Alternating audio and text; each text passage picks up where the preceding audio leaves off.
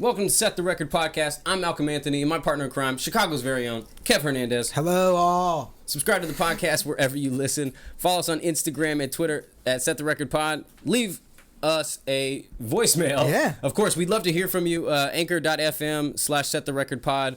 Of course, we have a Facebook page. You could reach us out there on Set the Record Podcast, of course. And special thanks to Indie Pot. No doubt, we're glad to be here in the studio. Yes, dude. Got the headphones, got the microphone, the whole bit, man. So we've got a great week moving forward in the college football world, right? Yes, dude.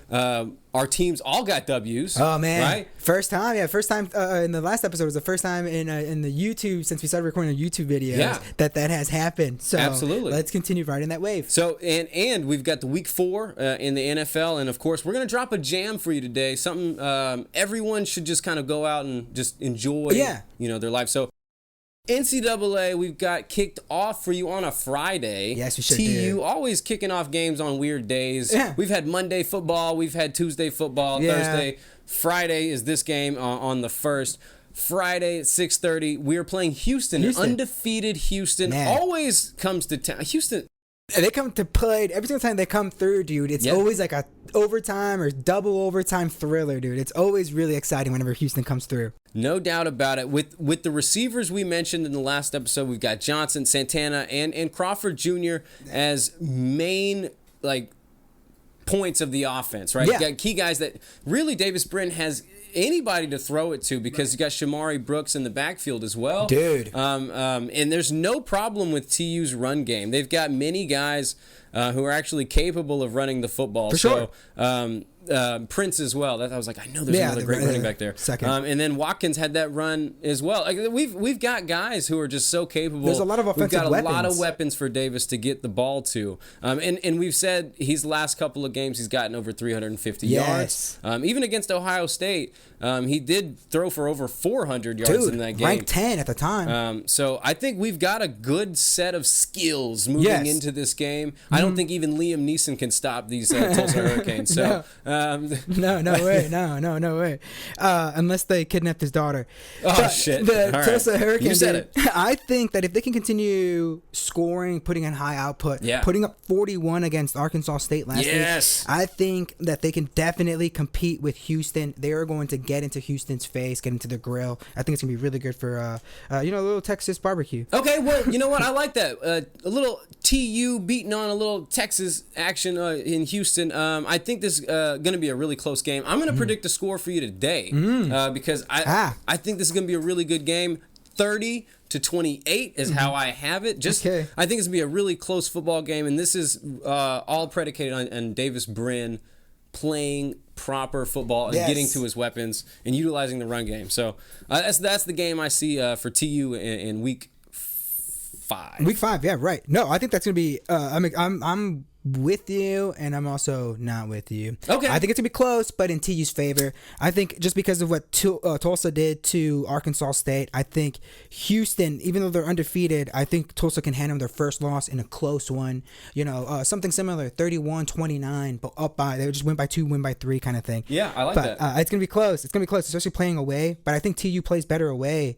I think. Personally.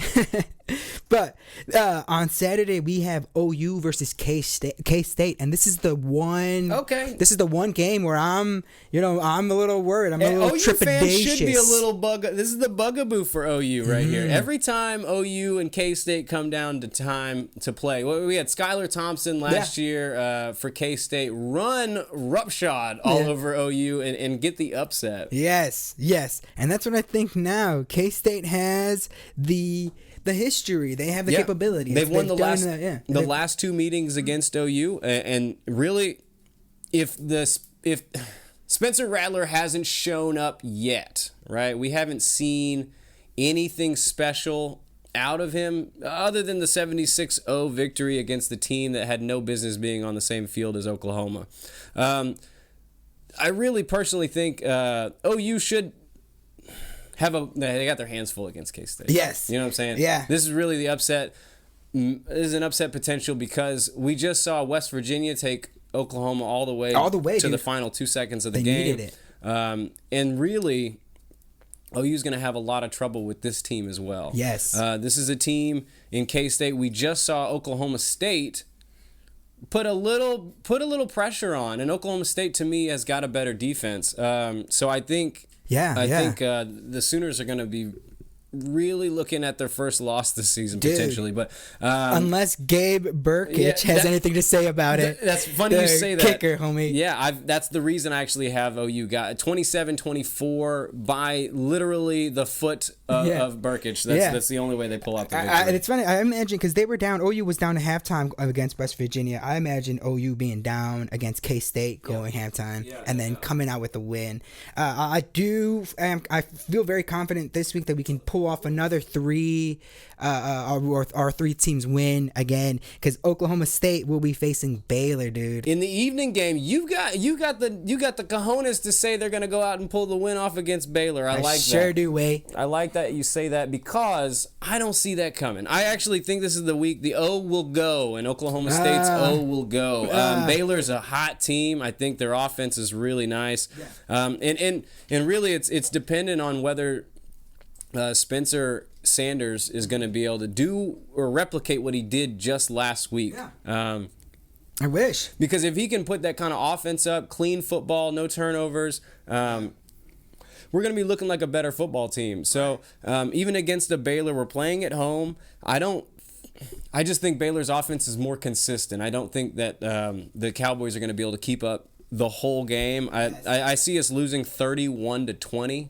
Really, we've shown that we can't score in tremendous fashion. Or in the second half. And especially in the second half. That's where I was going to bring up. Yeah, so I'm glad you did, because I'm nervous, and this is a Baylor team that puts up points. I mean, they said they don't mess around. I'll tell you what they've done so far throughout the season, but I don't have any right. You're not very optimistic for Oklahoma chances. State's Well, I mean, the Oklahoma State has to score in the second half. They cannot go scoreless. Baylor's not gonna just not score either. They're gonna score. So you have to just keep on coming, keep shooting. It's got to be a shootout. They got to go toe to toe, because if Baylor gets one drive or two drives ahead of a touchdown ahead, or not even touchdown, but scoring, if they score on consecutive drives over them, that's bad news already. No doubt about it, yeah, because Baylor, so far in their Big 12 matchups, they've beat Kansas 45-7 and just beat 14th ranked Iowa State 29-31. They just beat them by 2. So it just sometimes it takes a team like Baylor to show Oklahoma State they're not quite on the level they're playing up to. Undefeated so far, but they're again these maybe games are gonna be tough to watch. Yeah. Where it's only true fans will watch the rest of it and not just the highlights, Kevin. Yeah. Right. Well, I tell you, yeah, and that's what true fandom is, man. Watching the miserable times, and as a Washington football fan, I can tell you that miserable times happen. Lay ahead, and they sometimes happen every year, and often for years and years and years and years and years to come. So sometimes it's just the way it is, especially when you're. Like I said, a Washington football fan, and as a Bears fan, you've had many a years. I guess your last great season was 11, right? You had I'd even argue 07, 06, 03, 01. He's going way back. He's going way back. Yeah, back in the 85, days. 84. Yeah, oh, geez, yeah. 86 was apparently your best defense, but you guys didn't pull it off. But no, this is actually funny. The Washington football team and the Chicago Bears, first time all season, going to be favored in their games next week. So I think that's kind of funny and something to look forward to, because that's not something we do, generally speaking. I'm playing the Washington Falcons. I'm playing the Atlanta Falcons. High talks. So I mean, you're playing the Lions. So I like that. That's doable. You got Jared Goff coming to you, and I've got I'm going to go see Matt Ryan. And our defense will assault Matt Ryan. I think so. And that'll be a game surely that the Washington football team can win.